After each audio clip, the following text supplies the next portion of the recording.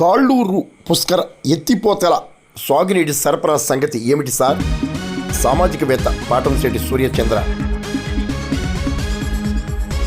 కాకినాడ జిల్లా జగ్గంపేట నియోజకవర్గం గంటేపల్లి మండలంలో తాళ్ళూరు పుష్కర ఎత్తిపోతగల పథకం ద్వారా సాగునీటి సరఫరా సంగతి ప్రజాప్రతినిధులు అధికారులు తేల్చాలని సామాజికవేత్త పాటంశెట్టి సూర్యచంద్ర ప్రశ్నించారు.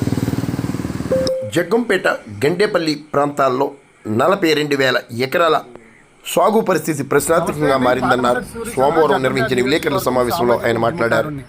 జగ్గంపేట నియోజకవర్గంలో సుమారు 20 గ్రామాలలో పుష్కర ఎత్తిపోతల పథకం తాళ్ళూరు పంప్ హౌస్ నుండి సుమారు 42,000 ఎకరాలు ఆయకట్టుకి నీరు దీని మీద ఆధారపడుతున్న పరిస్థితి గత 2023 సంవత్సరంలో మరి అధికారులు పాలకుల నిర్లక్ష్యం వల్ల పంటకు పెట్టుబడి పెట్టినా సరే మధ్యలో నీరు ఇవ్వకపోవడం వల్ల సుమారు 30,000 ఎకరాల్లో రైతన్నలందరూ కూడా పంట నష్టపోయి సర్వనాశనం అయిపోవడం జరిగింది.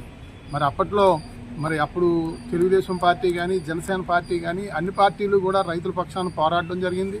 పోరాడి రైతులకి నష్టపరిహారం ఇవ్వాలని చెప్పేసి నాడు గలం వినిపించడం జరిగింది రైతుల పక్షాన.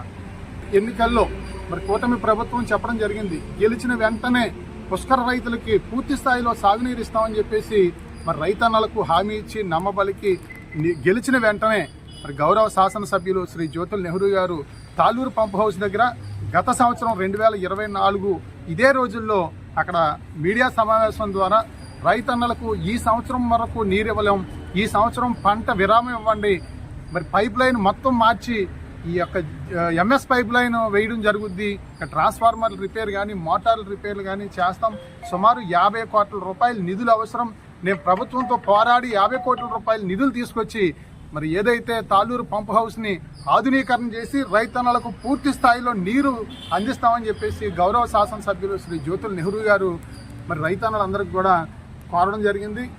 అదే రకంగా ఒక్క పంట విరామం ఇవ్వండి అని చెప్పేసి శాసనసభ్యుల వారు రైతన్నలను కోరడం జరిగింది. హామీ ఇచ్చి మాట ఇచ్చి సంవత్సర కాలం అయినా సరే నేటి వరకు నిధులు మంజూరు చేయలేదు. అదే రకంగా పైప్ లైన్ మార్చలేదు. అక్కడ ఏ రకమైన ప్రగతి లేదు. సంవత్సరం అయిపోయింది.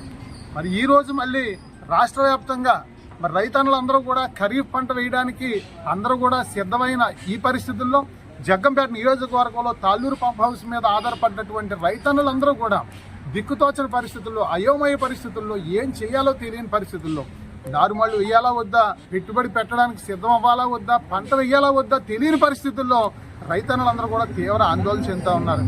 ఈ సందర్భంగా ఈరోజు ఎంఆర్ఓ గారిని అదే రకంగా పుష్కర ఇరిగేషన్ అధికారులందరినీ కూడా ఈరోజు కలిసి పీజీఆర్ఎస్ ప్రజా సమస్యల పరిష్కార వేదికలో వినతి పత్రాలు ఇవ్వడం జరిగింది రైతుల పక్షాన. గౌరవ శాసనసభ్యులు శ్రీ జ్యోతుల్ నెహ్రూ గారిని మేము రైతుల పక్షాన వేడుకుంటా ఉన్నాం, దయచేసి రైతులకు మీరు స్పష్టమైన హామీ ఇవ్వండి.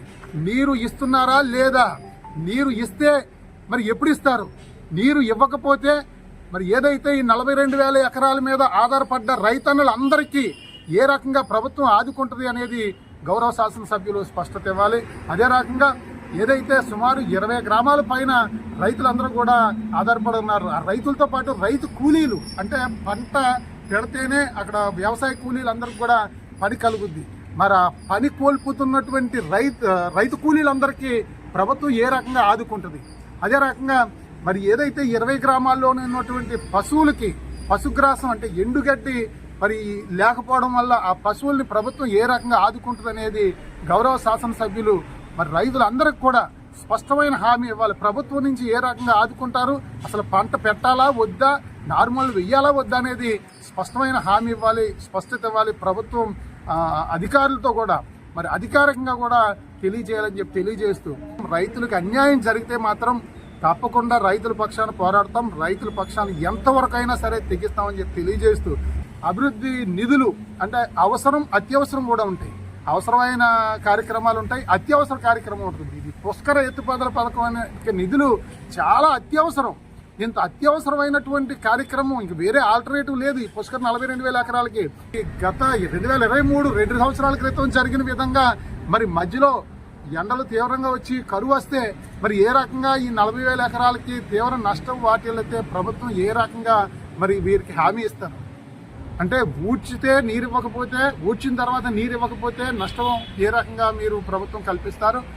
ఒకవేళ మొత్తం పంట విరామం ఇవ్వండి మళ్ళీ అని చెప్పేసి అంటే రైతన్నలకు, రైతు కూలీలకు, పశువులకి మీరు ఏ రకమైన మరి న్యాయం చేస్తారనేది గౌరవ శాసనసభ్యులు, అధికారులు వెంటనే స్పందించాలని చెప్పి తెలియజేస్తూ, మరి వెంటనే మీరు పట్టించుకోకపోతే, న్యాయం చేయకపోతే రైతుల పక్షాన పోరాడతామని చెప్పి తెలియజేస్తా ఉన్నాం.